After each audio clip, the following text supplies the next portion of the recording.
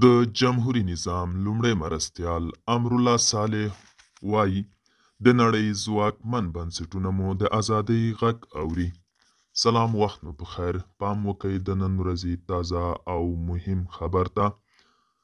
د جمهوري نظام لومړی مرستیال امرالله صالح وایي په افغانستان کې د ظلم، استبداد، جهالت او توپیري چلند دوره په ختمېدو ده او عدالت راتلونکی دی.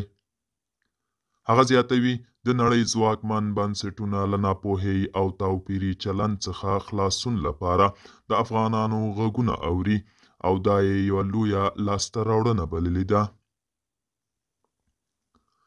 صالح یادې څرګندونې له هغې وروسته کړي چې تېره اونۍ د امریکا د کانګرس غړي ټیم پر چټ هغه امریکا ته د افغانستان په راتلونکي خبرو اترو لپاره بللی و.